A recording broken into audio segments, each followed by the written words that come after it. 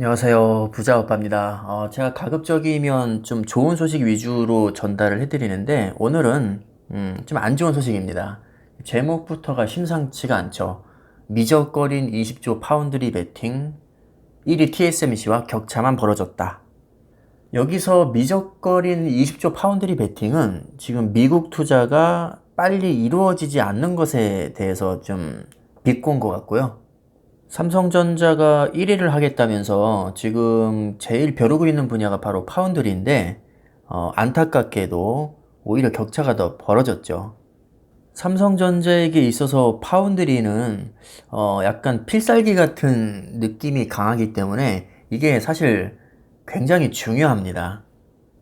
약 2년 전쯤에 반도체 비전 2030이라고 해서 우리가 2030년까지는 비메모리 반도체에서 세계 1위를 하겠다. 이렇게 이재용 부회장이 공표를 했고 무려 133조를 투자하겠다고 밝혔었거든요. 단순 계산을 해봐도 1년에 거의 13조를 투자한다는 얘기입니다. 정말 엄청나죠. 물론 이 133조가 전부 다 파운드리에 투자되는 것은 아닙니다. 이 133조 중에 약 90조 정도가 파운드리에 투자가 되는데, 사실 TSMC는 삼성전자보다 훨씬 더 많이 투자를 합니다. 상식적으로 생각을 해봐도 이미 한참 뒤처져 있는 삼성전자가 뭐 투자 비용에서도 밀린다? 그럼 뭐 사실 답이 없는 거거든요. 그래서 최근에 안 되겠다 싶었는지 이 투자 규모를 133조에서 171조로 대폭 증액을 합니다. 물론 그래도 TSMC한테 안 됩니다. TSMC가 우리가 생각하는 것 훨씬 이상으로 정말 엄청난 기업이거든요. 지금 파운드리에서 글로벌 점유율을 보면 TSMC가 55%, 삼성전자가 17%입니다. 3배 이상 차이가 나죠. 그리고 매출을 봐도 TSMC가 약 130억 달러, 삼성전자는 41억 달러 정도밖에 안 됩니다. 주가 상승률도 큰 폭은 아니지만 TSMC가 다소 앞서 있습니다. 그런데 여러분들이 오해를 하시면 안 될 게 이 반도체도 종류가 굉장히 많은데 지금 이 표는 파운드리에 한정해서 본 겁니다. 반도체 전체를 다 합치면 당연히 삼성전자가 실적이 더 좋습니다. 근데 그 대부분의 실적이 메모리 반도체에 집중이 돼서 지금 문제가 되고 있는 거거든요. 지금 기사 내용을 보시면 삼성의 2분기 영업이익이 약 7조 정도가 나왔는데 이 중에서 95% 이상이 전부 다 메모리 반도체입니다. 비메모리는 3천억에도 못 미친다고 하죠. 반면에 TSMC는 4분기 연속으로 최대 실적을 냈고요. 영업이익도 분기당 6조를 넘을 것으로 예상이 되고 있습니다. 반도체를 메모리 반도체와 비메모리 반도체로 나눴을 때 지금 전체 반도체 실적에서 매출이 75%, 영업이익이 95%가 메모리 반도체에서 나왔고요. 비메모리 반도체에서는 매출 5조에 영업이익이 3천억이 나왔습니다. 영업이익률이 너무나도 형편이 없죠. 그나마 이 3천억도 1분기에 비해서는 많이 좋아진 겁니다. 1분기 때는 1천억 적자가 났었죠.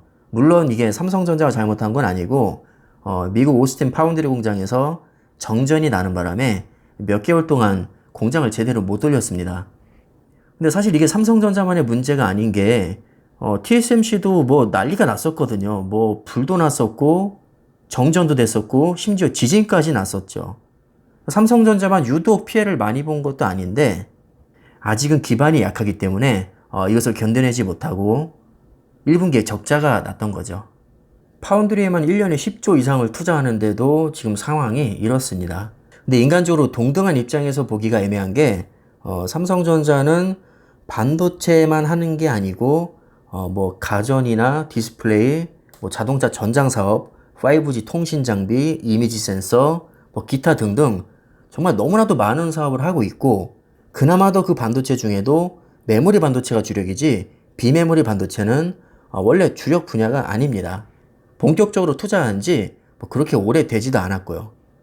반면에 TSMC는 애초부터 태생 자체가 파운드리 하나만 팠던 애들이기 때문에 당연히 상대가 안 될 수밖에 없습니다. 그러니까 삼성전자가 왜 2등밖에 못하냐? 왜 이렇게 못 따라잡냐? 사실 이렇게 다그치기에는 좀 무리가 있다고 생각이 들고요. 아마도 TSMC를 따라잡기까지는 굉장히 오랜 시간이 걸릴 것 같습니다. 자, 이것까지는 좋다 이겁니다. 그런데 문제가 뭐냐면 그래도 조금이나마 좀 점유율이 올라가야 되는데 오히려 2년 전에 비해서 지금 삼성전자 점유율이 떨어졌다는 겁니다. 저는 이게 가장 큰 문제라고 봅니다.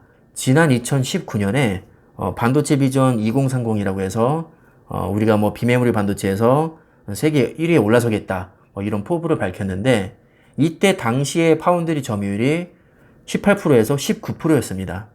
진짜 제대로 마음먹고 이제부터 미친듯이 투자하겠다 이렇게 선언했는데 2년 만에 점유율이 하락하니까 이건 뭐 굉장히 자존심도 많이 구기고 이 투자자 입장에서도 좀 걱정스러운 부분이 아닐 수가 없습니다. 근데 또 어떻게 생각하면 삼성전자가 못했다기보다도 TSMC가 훨씬 더 잘했다고 봐야겠죠. 그리고 파운드리 특성상 이 반도체 제조업이기 때문에 공장을 짓는 데만도 몇 년, 또 반도체 장비를 들여오는 데만도 몇 년, 테스트하고 수율 잡는 데만도 한 세월이 걸립니다. 그러니까 어떻게 보면 뭐 대대적인 투자가 시작이 됐다고 해서 뭐 성과가 바로 나오는 것은 아니기 때문에 이 점유율이 빨리 안 오르는 게 뭐 그렇게 문제될 거는 없긴 합니다. 아마도 가시적인 성과가 나오기까지는 최소 5년 정도 시간이 걸릴 것이라고 저는 생각을 하고요. 이런 파운드리 특성을 감안하고 삼성전자가 애초부터 그 기간을 10년으로 잡지 않았나 그렇게 생각이 듭니다. 근데 사실 투자자들은 그렇게 인내심이 없죠. 지금 6개월째 주가가 한 15%에서 20% 빠졌다고 해서 정말 엄청나게 욕을 먹고 있는데 10년을 어떻게 기다리겠습니까? 10년 동안 기다릴 수 있는 투자자는 그렇게 많지 않을 겁니다. 지금 가뜩이나 갈 길이 먼데 이 와중에 지금 이재용 부회장이 구치소에 들어가 있어서 미국에 20조 그 파운드리 투자하는 게 좀 늦어지고 있습니다. 뭐 이재용 부회장 없다고 삼성전자가 안 굴러가냐 이렇게 얘기하시는 분도 많은데 안 굴러가진 않지만 덜 굴러가죠. 아무리 글로벌 기업이라도 CEO가 있고 없고의 차이는 당연히 날 수밖에 없습니다. 지금 미국 파운드리 투자가 지연되는 게 이재용 부회장의 부재와 무관하지 않다고 생각을 합니다. 분명히 조금이라도 영향이 있을 것이고요. 분명히 마이너스로 작용을 한다고 봅니다.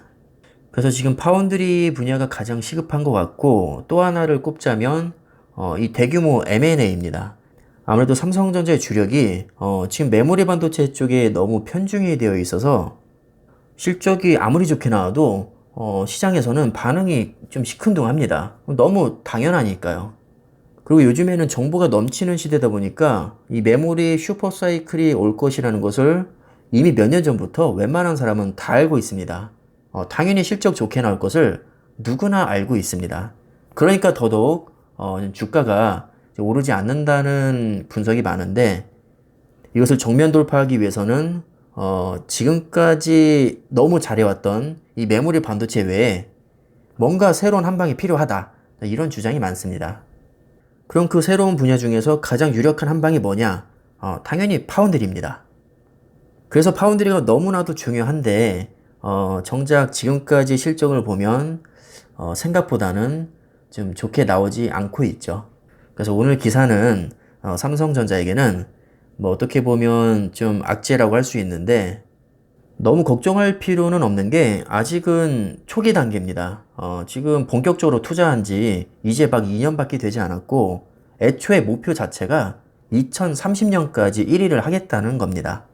아직도 9년이라는 시간이 남았기 때문에 뭐 너무 조급하게 생각하기보다는 그냥 중간 점검하는 의미에서 좀 참고를 하시면 좋을 것 같습니다. 제가 여러분들 기죽이려고 이런 말 하는 건 절대 아니고요. 여러분도 아시겠지만 제가 가급적이면 좋은 소식 위주로만 전달을 합니다. 근데 파운드가 워낙에 중요한 부분인데다가 우리가 그래도 장기 투자를 하려면 정보를 정확히 알고 투자할 필요가 있기 때문에 뭐 그다지 좋지 않은 소식이지만 한번 다뤄봤습니다. 또 너무 좋은 말만 해도 악플이 달리더라고요. 특히나 요즘같이 주가가 좀 지지부진한 시기에는 더욱더 그렇습니다. 주가는 개뿔대기 오르지도 않는데 뭐 삼성전자가 뭐가 좋다고 그렇게 빨아대냐 뭐 이런 말도 있고요. 이렇게 호재가 많은데 주가는 왜 이 모양 이 꼴이냐? 뭐 뻔한 그런 댓글이 많습니다. 그렇다고 또 안 좋은 내용을 올리면 아니 지금까지 좋다고 해서 투자했더니 이제 와서 뭐 안 좋다는 거냐? 또 이런 댓글도 가끔은 달리기 때문에 도대체 주가가 흐름이 안 좋을 때는 뭘 올려야 될지 저도 참 고민이 됩니다. 만약에 영상을 자주 올리면 또 그러겠죠. 네 유튜브 수익 보려고 지금 주가 이렇게 기어가고 있는데도 아직도 그렇게 빨아대냐? 뭐 그럴 것이고, 영상을 안 올리면 한참 잘 나갈 때는 조회수 빨아먹으려고 그렇게 올리더니 뭐 주가가 기어가니까 보러 탔다. 또 이러지 않을까 싶습니다. 다행히도 우리 대다수의 구독자님들은 오히려 저한테 힘이 되는 말씀을 많이 해주시고 또 격려도 많이 해주시기 때문에 제가 그 힘으로 버티는 것 같습니다. 요즘 제 목소리에 힘이 없다고 하시는 분들이 많은데 사실 저도 삼성전자에 굉장히 높은 비중으로 투자를 하고 있기 때문에 주가가 안 오르면 힘이 빠지긴 합니다. 뭐 하지만 어쩌겠습니까? 주가라는 게 제 마음대로 흘러가주는 것도 아니고 뭐 어차피 장기 투자를 마음 먹었으니 뭐 이럴 때 열심히 줍줍하는 수밖에 없는 것 같습니다. 자, 그럼 오늘 내용 참고하시고요. 투자에 도움이 되셨으면 좋겠습니다. 오늘 영상은 이쯤에서 마치겠습니다. 감사합니다.